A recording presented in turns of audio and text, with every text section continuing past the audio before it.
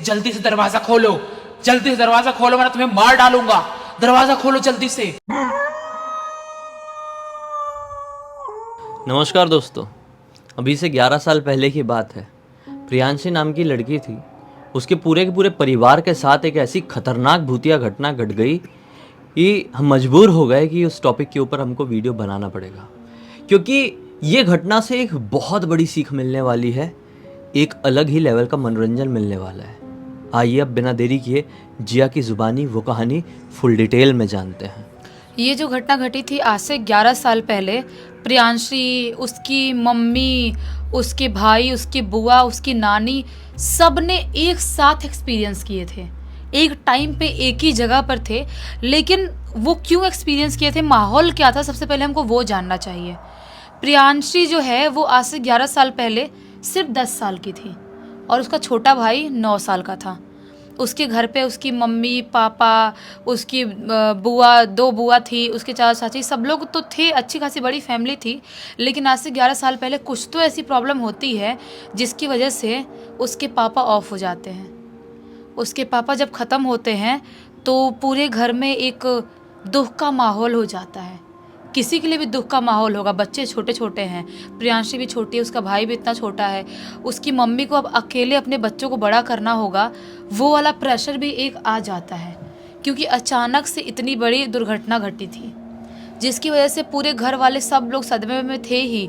जब पापा ऑफ होते हैं तो दोनों बुआ अपने ससुराल से यहाँ पर आती हैं। एक जो बुआ थी बड़ी वाली, उनके बच्चे थे 2-3, और छोटी वाली बुआ भी बच्चे थे और प्रेग्नेंट भी थी कुछ महीनों की। और इसकी नानी भी आती है प्रियांशी की। वहाँ पर जितने भी रिश्तेदार होते हैं ना, जो कोई ऑफ होता है तो कैसे इकट्ठे होते हैं घर पे, वैसे सारे के सारे रिश्तेदार इकट्ठे होते हैं। सब लोग आते हैं, जो भी संतावना देना है, जो भी करना है, रिचुअल जो भी होते हैं ऑफ होने के बाद, वो सारी चीज़ें कर रहे हैं। अभी ना इसके पापा को ऑफ हुए 13 दिन भी नहीं हुआ था। सब लोग अभी मेहमान घर पे भरे हुए थे, जितने भी सब लोग थे वैसे वहाँ पर थे। और स्पेशली बुआ लोग तो रहेंगी, उनके भाई ऑफ हुए हैं, ऐसे सारी चीज़ें। तो क्या था माहौल इनके घर का कि जो ये लोग हैं, बुआ, प्रियांशी, उसकी मम्मी, नानी, सब लोग, ये लोग नीचे वाले फ्लोर पे रहते थे। और जो इसके चाचा चाची थे, चाचा का नाम राहुल था, राहुल जी और उनकी पत्नी रेनू अपने छोटे से 7-8 साल के बच्चे को लेके ऊपर वाले फ्लोर पे रहते थे, फर्स्ट फ्लोर पे। वो लोग वहीं पर सोना उठना बैठना सब करते थे और ये लोग अपना नीचे सोना उठना बैठना करते थे। ऐसा ही बटा हुआ सारी चीज़ें थी। एक दिन अभी इसके पापा को ऑफ हुए शायद 10 या 11 दिन का टाइम हो रहा था। एक दिन अचानक से आधी रात के टाइम में कुछ बाहर से आवाज़ सुनाई देने लगती है। ये सब प्रियांशी, उसके भाई, बुआ, मम्मी, सब लोग अपना आराम से नीचे बिछा के सो रहे हैं, गद्दे वद्दे, जब मेहमान लोग हैं। तो अचानक से ऐसा सुनाई देता है कि इनकी सीढ़ियों की तरफ से लेके जो चाचा चाची जिस फ्लोर पे रहते हैं, फर्स्ट फ्लोर पे, वहाँ से किसी के चीखने चिल्लाने की आवाज़ सुनाई दे रही है। जैसे कोई बहुत ही ज़्यादा झगड़ा कर रहा है, मारपीट कर रहा है, चीख रहा है, चिल्ला रहा है, अजीबोगरीब हरकत कर रहा है, ऐसी आवाज़ सुनाई देती है। सबके सब उठ जाते हैं भड़बड़ाते हुए, बच्चे भी उठ जाते हैं, प्रियांशी भी उठ जाती है, बुआ भी उठ गई, सब लोग उठ गए और दरवाज़ा खोलते हैं और बाहर निकलते हैं, सीढ़ी वाले एरिया की तरफ जाते हैं और सुनने की कोशिश करते हैं कि आवाज़ आ कहाँ से रही है। तो ध्यान से सुनने की कोशिश करते हैं तो ये आवाज़ इनके चाचा चाची के कमरे से आ रही थी, प्रियांशी के। जैसा कि उसके चाचा अपनी पत्नी रेनू जी को बहुत बुरी तरह से मार रहे हैं और वो चीख रही है, चिल्ला रही है और चिल्लाते हुए बोल रही है, मुझे छोड़ दो, मुझे मत मारो, मुझे क्यों मार रहे हो, मुझे मत मारो। चिल्लाते हुए ऐसा बोल रही है। जो छोटा बच्चा है वो भी चिल्लाते हुए बोल रहा है, पापा मम्मी को मत मारो, मत मारो। चीखने चिल्लाने की बहुत ज़्यादा आवाज़ आ रही है, एक्सट्रीम लेवल तक आवाज़ बढ़ गई है वहाँ पे। अब सब लोग घबरा गए, लेकिन जो सीढ़ी था ना, सीढ़ी के इधर से एक दरवाज़ा था, दरवाजे में अंदर से कुंडी लगी हुई थी। वो दरवाजे में ऐसे कुंडी लगती थी, चाचा चाची अपने फ्लोर पे ऊपर जाते थे, सोते थे, जब आते थे वो लोग तो कुंडी खोल के ही बाहर आते थे, ऐसा वाला था। तो ये कुंडी बंद है तो ये लोग ऊपर जा भी नहीं सकते देखने के लिए कि क्या कर रहे हैं चाचा, क्यों कर रहे हैं ऐसा। लेकिन प्रियांशी की मम्मी ज़ोर ज़ोर से आवाज़ लगाने लगती है, राहुल क्या कर रहे हो तुम, क्यों मार रहे हो बेचारी को, क्या कर रहे हो, ये कौन सा मजाक है, तुम्हारे भैया को गए हुए कुछ दिन हुआ, तुमने अपनी हरकतें चालू कर दिया, क्यों कर रहे हो, क्या हरकत है ये। इसकी मम्मी बहुत ज़ोर से चिल्लाती है। तो चिल्लाती जब थोड़ी देर बाद दरवाज़ा खोलने की आवाज़ आती है, सीढ़ी वाला दरवाज़ा। चाचा आते हैं दरवाज़ा खोल के, ऐसी आँख मल रहे हैं, आँख एकदम लाल लाल है। बोल रहे हैं क्या हुआ भाभी, आप मुझे बुला रही थी? वहाँ पर बुआ लोग भी खड़ी है, नानी भी खड़ी है, सब लोग खड़े हैं। बोलती है इसकी प्रियांशी की मम्मी, क्यों मार रहे थे बेचारी रेनू को?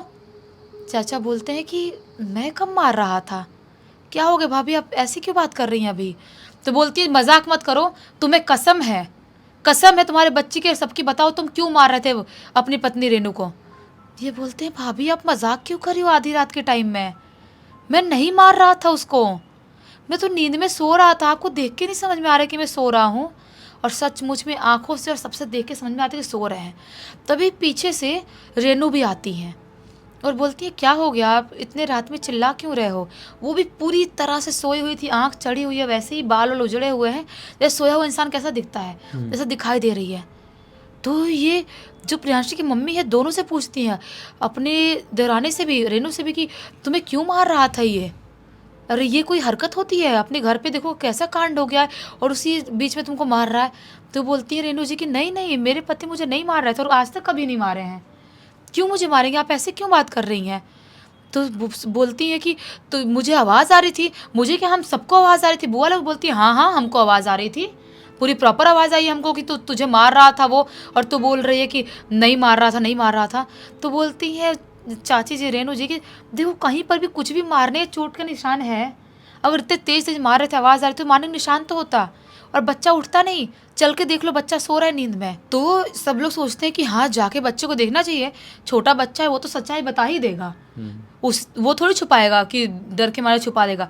ये लोग चाहे चाची कमरे में ऊपर जाते हैं और देखते हैं तो वो 6-7 साल का बच्चा एकदम गहरी नींद में सो रहा है। इनको समझ में नहीं आता है कि हम सबको एक साथ इतना बड़ा वहम कैसे हो सकता है, ये कहीं से भी पॉसिबल नहीं है।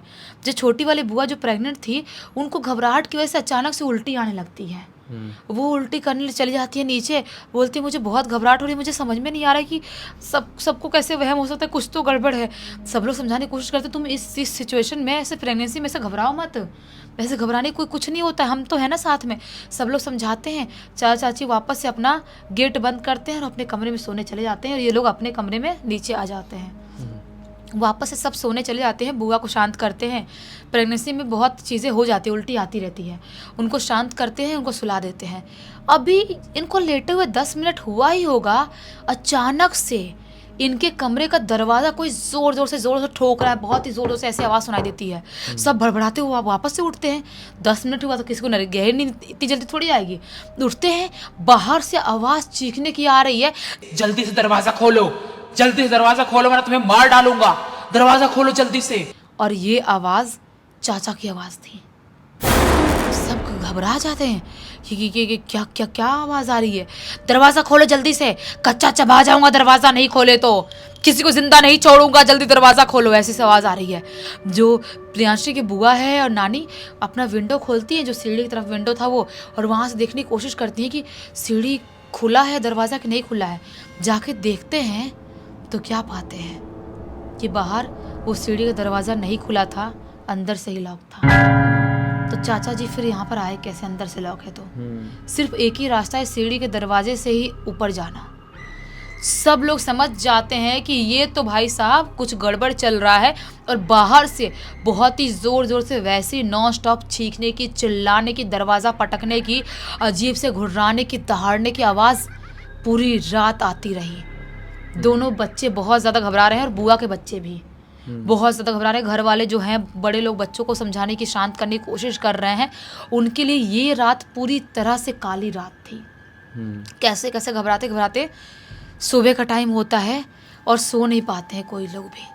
सुबह का टाइम होता है, चाचा अब दरवाज़ा नॉक करते हैं फाइनली और उठाने आते हैं इनको। ये लोग तो जाग ही रहे थे। ये लोग चाचा को हर एक बार A to Z बता देते हैं कि ऐसा ऐसा हुआ, वापस से तुम्हारी आवाज़ में ऐसा कुछ हो रहा था और बहुत ज़्यादा परेशान हुए, रात भर सो नहीं पाए हैं।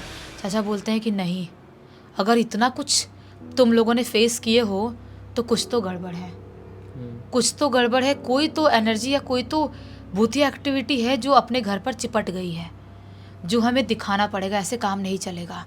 अभी 13 ही का टाइम भी नहीं हुआ है और ऐसी ऐसी हरकत हो रही है अपने घर पे। तो ये लोग सोचते हैं कि बाबा जी को बुलाते हैं, पंडित जी को। पंडित जी को घर पे बुलाया जाता है। पंडित जी घर पे आते हैं और आते से ये बोलते हैं कि लग तो रहा है इस घर में बहुत नकारात्मक शक्ति होती है, उसकी ऊर्जा महसूस हो रही है मुझे। यहाँ पर कुछ तो गड़बड़ लग रहा है, बहुत भारी भारी सा दबाव सा महसूस हो रहा है। तुम लोग रहते हो, तुमको उतना महसूस नहीं हो रहा होगा, लेकिन मैं अचानक से आया, मुझे बहुत महसूस हो रहा है। यहाँ पर कुछ तो गड़बड़ है। फिर वो बोलते ले गड़बड़ हुआ कैसे? जो पंडित जी थे वो बोलते हैं कि इस घर में एक मृत्यु हुई है ना, मृत्यु होने के बाद कई बार ऐसी घटनाएं घर पे घटनी हो जाती है, शुरू हो जाती है। अभी 13 भी नहीं हुई है और कुछ तो कोई तो आत्मा है जो पीछे लग गई है बुरी तरह से। हो सकता है तुम लोग शमशान घाट से अंतिम संस्कार करके आ रहे होगे और उसी टाइम पर पीछे मुड़ के नहीं देखना होता है, कोई तो पीछे मुड़ के देख लिया होगा और वहाँ पर कुछ तो किसने गलती या गड़बड़ कर दिया है, जिसकी वजह से कोई तो आत्मा इस घर में एंटर कर गई है। इतना तो कंफर्म है। और जिनकी 13 नहीं हुई उनकी 13 भी करनी बाकी है। और ऐसे चलता रहा तो इस घर के लिए सही नहीं है। कोई आत्मा ऐसे आ गई है और घर पे एक किसी की मृत्यु हुई, उसकी आत्मा को तो प्रॉब्लम हो सकती है, तो हमें कुछ ना कुछ करना पड़ेगा। एक बार मैं नॉर्मल सा पूजा पाठ तो भी कर नहीं सकते 13 से पहले, तो नॉर्मल सा कुछ ऐसी बांधने की कोशिश करता हूँ उस घर को, कैसे कैसे आप लोग रहो और 13 हो जाए, उसके बाद कोई बड़ा सा अनुष्ठान पूजा कर लेते हैं कि घर की शुद्धिकरण हो जाएगी तो घर शुद्ध हो जाएगा। ये लोग ऐसा ही करते हैं। अब 2-3 दिन की बात थी, 2-3 दिन तक इनको पूरा फेस करना था, जो भी चीज़ें होने वाली थी घर पे सारी चीज़ें, लेकिन ये 2-3 दिन इनके लिए कहीं से भी ईजी नहीं था।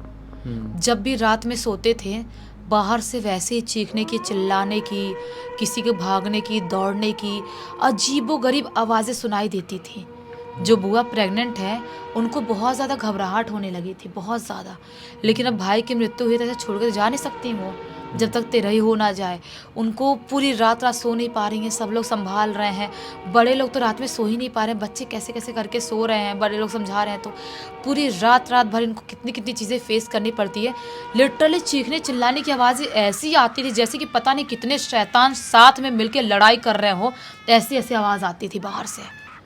ये टाइम भी निकल जाता है, 13 होती है प्रियांशी के पापा की, और उसके बाद 1-2 दिन बाद पंडित जी को बुलाया जाता है और इस घर में बहुत बड़ा पूजा पाठ, कुछ अनुष्ठान रखते हैं, पूजा पाठ करते हैं और इस घर को शुद्ध करके, शुद्धिकरण करके बांध देते हैं कि कोई भी नकारात्मक शक्ति इस घर के अंदर वापस से एंटर ना कर पाए। और ऐसा ही होता है। पूजा पाठ करने के बाद जो बुआ बाकी लोग अपने अपने घर तो सब चले ही जाते हैं, लेकिन उसके बाद लकीली उस घर में ऐसा कुछ भी नहीं होता है। लेकिन आज 11 साल हो गए हैं उस घटना को। अभी प्रियांशी, उसके भाई और जिन जिन लोगों ने, बच्चों ने फेस किए थे, वो कहीं से भी भूल नहीं पाए कि हमने इतना कुछ बुरा फेस कर लिए थे इतनी बचपन में। बचपन की यादें ना बहुत ज़्यादा खंजर खोबने जैसी होती है कि मतलब किसी को खंजर मार दो, क्योंकि वो चीज़ें ना दिमाग में बैठ जाती है। हर यादें नहीं, ये जो डरावनी यादें होती हैं वो, कोई भी डरावनी भी हो या किसी के साथ कुछ ऐसा मेंटल ट्रॉमा हो जाए, वो भी हाँ, बहुत याद रहता है। तो ये यादें तो कुछ ज़्यादा ही खौफनाक थी इनके लिए। तो अभी तक प्रियांशी कहीं से भूल नहीं पाई है। और वो बता रही थी कि मैं लिखते टाइम में मेरे हाथ कांप रहे थे और पूरे विजुअल मुझे दिखाई दे रहा था, कैसे कैसे बचपन में हमने महसूस किए थे, क्या क्या सुने थे। बाप रे। इस केस में ये अच्छा हुआ कि किसी को जान की प्रॉब्लम नहीं हुई है, हाँ, वरना बहुत डरावनी चीज़ें घटते हुए हमने देखे भी हैं और सुने भी हैं। इस पूरी घटना की जानकारी किसके थ्रू मिली है? इस पूरी घटना की जानकारी, जैसा कि मैंने बोली, प्रियांशी ने ही लिख के भेजी है। बिल्कुल। तो उम्मीद करते हैं कि आपको बहुत अच्छा भी लगा होगा जानकर कि हमारे साथ कुछ ऐसा घट जाए तो हम ऐसे बच सकते हैं। सीख मिल गई मतलब, और थोड़ा बहुत मनोरंजन भी। तो इसी एक नोट के साथ इस कहानी का बंद कर देते हैं। अब तक इस वीडियो को देख लेते तो लाइक ज़रूर कर देना, चैनल को सब्सक्राइब करके बेल आइकन दबा के ऑल के ऑप्शन में क्लिक करना, और इंस्टाग्राम की लिंक वीडियो के डिस्क्रिप्शन बॉक्स में मिल जाएगी, वहाँ पर भी जुड़ जाना। और इसी तरह की कोई भी कहानी, टॉपिक या जानकारी आप लोग के पास भी है तो लिख भेजना। हो सकता है हमारा अगला वीडियो कल आपके हिसाब से ही बन रहा हो। तो चलिए कल फिर से मिलते हैं, तब तक के लिए बहुत बहुत धन्यवाद। आपका दिन शुभ हो।